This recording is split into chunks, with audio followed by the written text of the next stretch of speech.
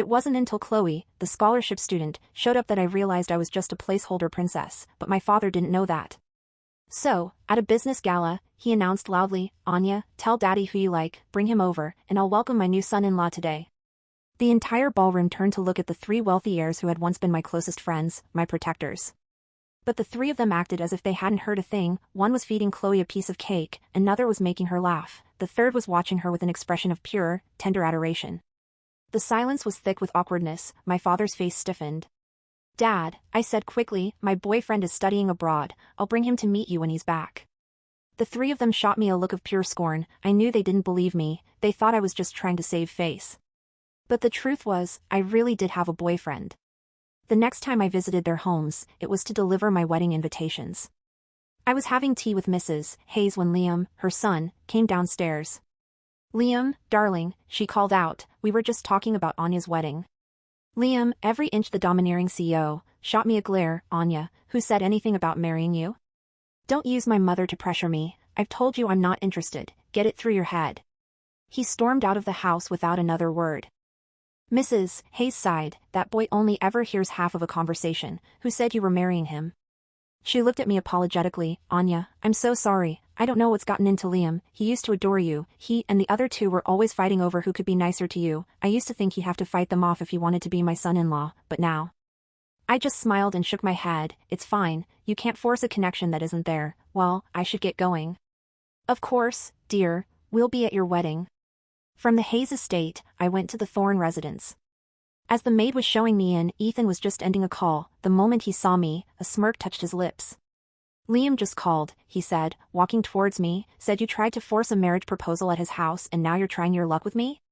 He put on his usual mask of gentle civility. "Anya, I thought we made it clear at the gala, we're not interested in you, we're not going to marry you, you should stop this." I just smiled and nodded, "Which is why I'm here to deliver my wedding invitation." He froze for a second, then that mocking smile returned. "Let me guess, you're pulling the same stunt your father did, hoping to corner one of us at the altar so we'll have to play along to avoid a scene? Anya, haven't you learned your lesson? We don't like you, and we won't do anything that might make Chloe misunderstand. You won't be able to invent another fake boyfriend to save yourself this time." I shook my head, about to speak, but his phone rang again. His entire demeanor softened when he saw the caller ID. "Hey, Chloe." "Okay, I'll be right there." He hung up and shot me a look that said, "You're on your own," before brushing past me and leaving. It seemed that because of my father's stunt at the gala, they were utterly convinced I was trying to trap one of them into marriage. Fine, they'd find out the truth soon enough. Mrs. Thorne came out then, greeting me warmly and accepting the invitation. "My Ethan just doesn't know how lucky he could have been," she sighed. I was delivering the invitations myself because, despite the fractured friendship with the three of them, their parents had always been incredibly kind to me. After my mother died and my father threw himself into his work, I had spent my childhood rotating between their three homes. I would never forget the warmth and love they had shown me. Just then, I saw a new post on Chloe's social media, a picture of the four of them at an amusement park. Perfect, that meant I could go to the third house without any interruptions. I was sitting with Mrs. Monroe when I said, "The wedding is next month." "Mom, how could you arrange a marriage between me and Anya without asking me?" "This is my girlfriend, Chloe." Noah Monroe stormed in, pulling Chloe by the hand. "Mom, I know we used to play house and you all joked about me marrying Anya, but we were just kids. We're adults now, you have to respect my choice." Mrs. Monroe was stunned. "Noah, that's not." But Noah, never one for patience, was already glaring at me. "Anya, can you just stop chasing us? Do you really think getting our parents to pressure us is going to work? Can't you see how much we can't stand you right now? How we're trying to get away from you?" "No, Mrs. Monroe snapped, her voice sharp. But he wasn't listening. "I love Chloe, and I will never, ever marry Anya, so you can all just wait for a wedding that's never going to happen." He grabbed Chloe's hand and dragged her out. Mrs. Monroe sighed heavily. "He's not even interested in Anya. Where does he get the confidence to think she'd want to marry him?" I just shrugged with a small smile. "He probably dislikes me so much right now he can't be bothered to listen to anything I say. It's fine, they'll all understand eventually." When I left the Monroe mansion, all four of them, Liam, Ethan, Noah, and Chloe, were waiting outside.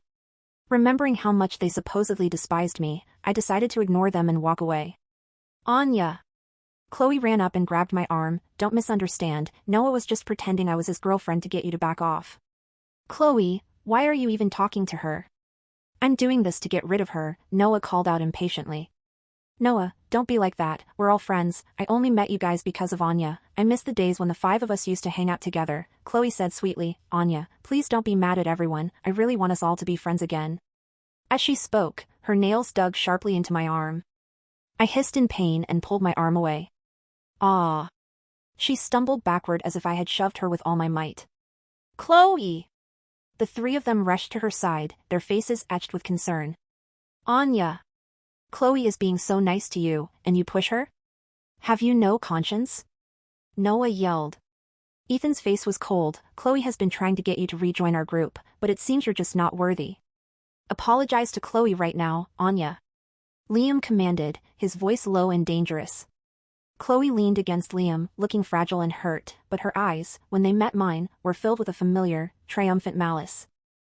I brushed off my arm and gave them a cold look. I'm so terrible, why would I ever apologize to her? If you just keep her away from me, she won't get hurt, problem solved. I turned and walked away. Anya, if you don't learn to be kind to Chloe, then there's nothing left between us. Liam's cold voice followed me.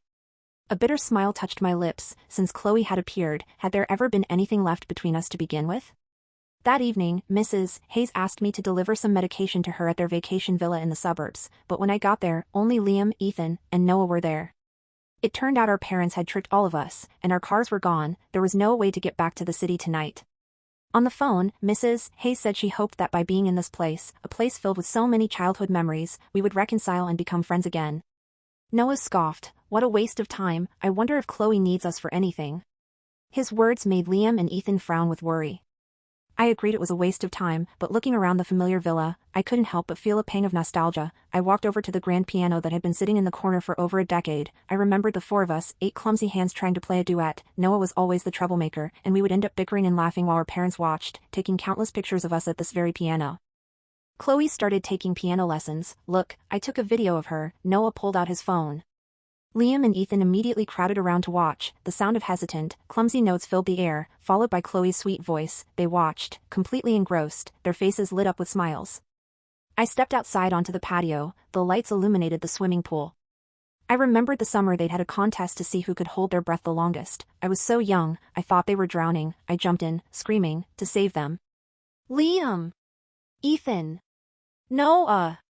Don't worry, I'm coming.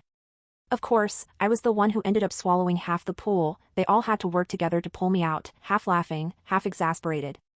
Our little Anya, so cute and so clumsy, we'll have to protect you forever. The words echoed in my ears, and they had protected me my entire life. They shielded me from every danger, took me for ice cream, took me on adventures. The air around me seemed to shimmer with the ghosts of our laughter. But then, a real voice shattered the illusion. Chloe, don't be scared. We're coming to get you right now. Liam was on the phone with her, his voice frantic. There's a thunderstorm in the city, and Chloe's terrified. We have to go to her. He turned to the other two, who looked just as panicked. They rushed out of the villa, looking around wildly. There are no cars. I don't care, I'm not waiting, I'm running back. Noah gritted his teeth and started sprinting into the darkness. The other two were right behind him. Wait, I called out. Noah spun around and glared at me. Anya, Chloe is crying her eyes out and you're trying to stop us because you're jealous? Liam and Ethan shot me equally annoyed looks. My face was impassive. By the time you run all the way back, the storm will be over and she'll have already been scared. Then what are we supposed to do? We can't just wait here. Noah seethed, ready to run again. Ethan, the more rational of the three, stopped him. Let's call someone to pick us up, and in the meantime, we'll look for another way to get back. They started searching the villa grounds with their phone flashlights. We knew every inch of this place from all the games of hide-and-seek we had played as kids. There's an old utility vehicle over here, I said, shining my light on a dusty 3-wheeled vehicle in the corner of the garage. They rushed over. After a bit of effort, they managed to get it started. Liam got in the driver's seat, Ethan and Noah squeezed into the back. It was a tight fit, there was no room for a third person. They all hesitated, looking at me. I shrugged. I never planned on going back with you anyway, go ahead. Anya, Ethan started. My voice was cool. Chloe's probably terrified. That was all it took. Their concern for me evaporated.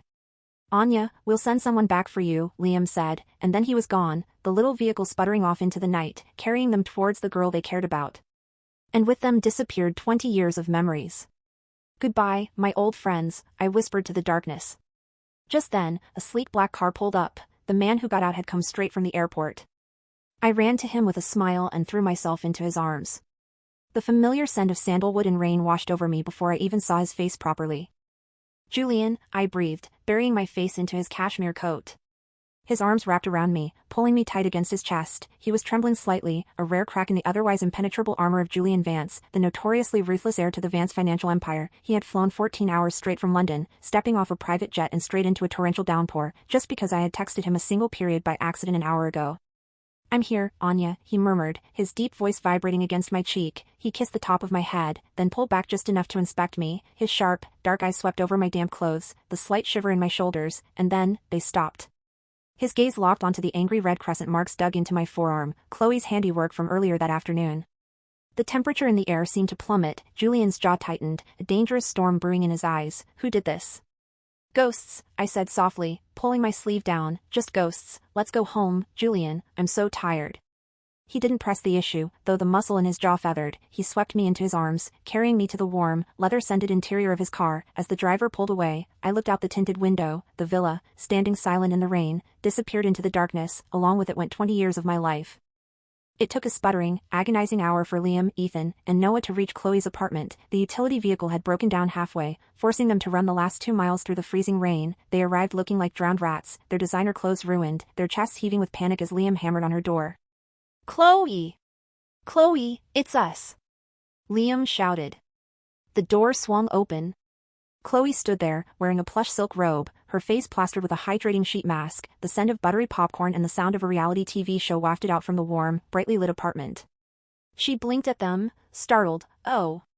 You guys, you actually came?" Liam froze, wiping muddy water from his eyes. "You said you were terrified, you were crying." "I was." Chloe pouted, quickly pulling the mask off her face to look vulnerable. "The thunder was just so loud earlier, but then it stopped, and I got hungry. I didn't think you'd run all the way here in the rain. You guys are so silly." Noah let out a breath of relief, leaning against the doorframe. "As long as you're safe, we were worried sick." But Ethan stood silently in the hallway, the cold water dripping from his hair felt like ice against his neck. He looked at Chloe's perfectly manicured nails, the cozy apartment, the half-eaten bowl of popcorn. Then, unbidden, an image flashed in his mind, Anya, standing alone on the dark patio of the remote villa, the wind whipping her hair as she watched them drive away. "I never planned on going back with you anyway, go ahead." Her voice hadn't been angry, it had been dead. "Ethan? Are you coming in?" Chloe asked, reaching out to tug his wet sleeve. "No," Ethan said, taking a step back. A sudden, inexplicable weight settled in his chest. I need to go home." The next morning, Liam was sitting in his corner office at Hayes Corp, fighting off a fever from the rain. When his office doors flew open, his mother stormed in, her face a mask of absolute fury. "Mom? What are you?" She threw a heavy, gold-embossed envelope directly at his face. It hit his cheek and clattered onto the mahogany desk.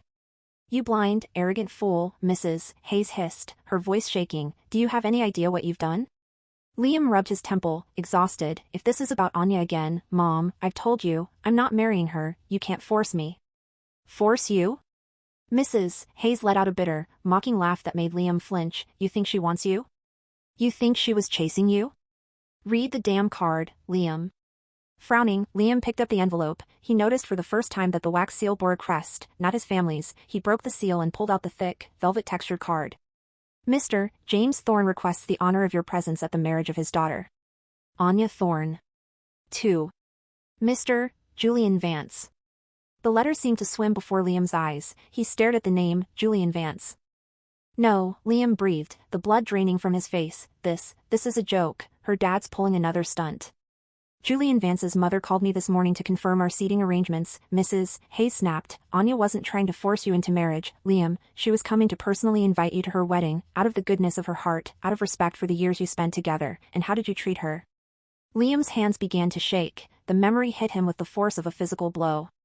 "Don't use my mother to pressure me. I've told you I'm not interested. Get it through your head." He had yelled at her, he had kicked her out of his house. She hadn't argued, she had just smiled, a sad, quiet smile, and said, "You can't force a connection that isn't there." "She's marrying Vance," Liam whispered. The reality of it was suffocating. Julian Vance wasn't a fake boyfriend, he was a titan, he was older, impossibly wealthy, and notoriously untouchable. She brought it to you herself, his mother said, tears of disappointment brimming in her eyes, and last night, you three left her stranded at the villa, in the dark, to chase after that manipulative little girl. Mom, Chloe was scared. Anya is terrified of the dark, his mother screamed, slamming her hands on the desk. She has been since her mother died. You used to sit outside her bedroom door all night when we went on vacations to make sure she felt safe. And you left her there? The words tore through Liam's chest, shredding his excuses. He stumbled back, his chair toppling over. He grabbed his phone and dialed Ethan. Ethan, Liam choked out as soon as the line connected. Did you open the envelope Anya gave your mom? A long, agonizing silence hung on the other end of the line. When Ethan finally spoke, his voice was hollow, broken.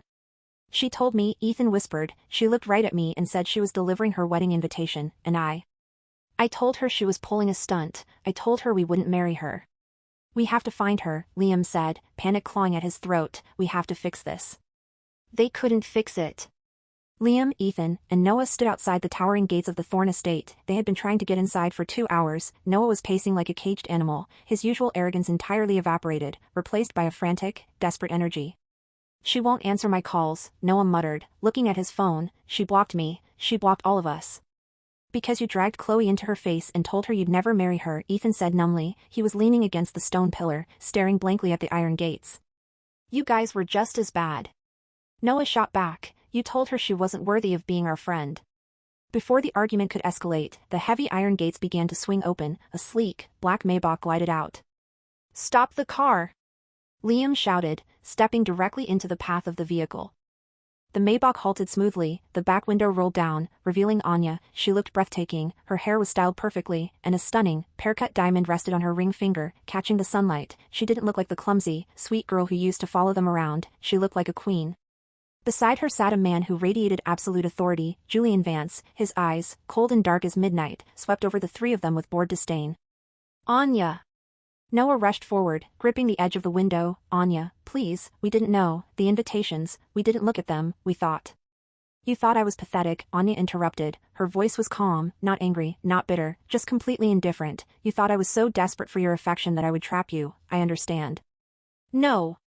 Liam pushed forward, his chest tight with an agony he had never felt before. Anya, we were stupid, we were blind, we got defensive because of what your dad said at the gala, and Chloe.